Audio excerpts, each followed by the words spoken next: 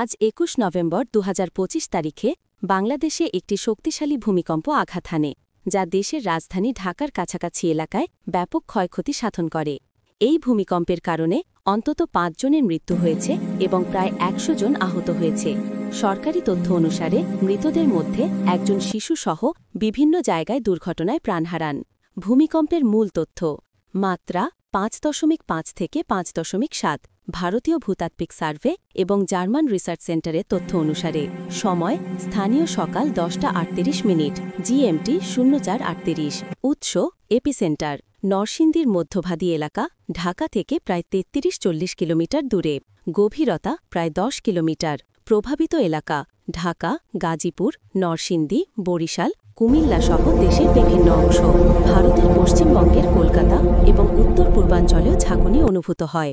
ক্ষয়ক্ষতির বিবরণ: মৃত্যু ও আহত: ঢাকায় ভবনের ছাদ ও দেয়াল খসে ৩ জনের মৃত্যু এবং রেলিং পড়ে ৩ জনের মৃত্যু। একটি চ্যানেলের প্রতিবেদন অনুসারে মোট ৬ জন।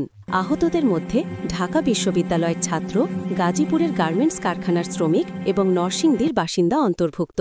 প্রায় ২০০ গার্মেন্টস শ্রমিক আহত হয়েছে, যাদের মধ্যে অনেকে প্যানিকের কারণে আটকে পড়ে।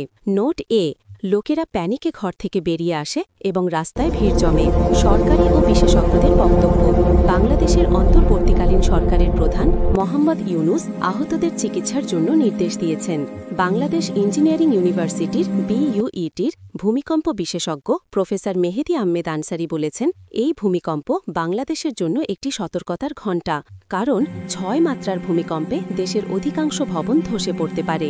ভূমিকম্পের পর লোকেরা সোশ্যাল মিডিয়ায় ভিডিও এবং ছবি শেয়ার করেছে, যাতে ঢাকার রাস্তায় ভিড় এবং ভবনের ক্ষতির দৃশ্য দেখা যায়। আরও আপডেটের জন্য অফিসিয়াল সূত্রগুলো অনুসরণ করুন।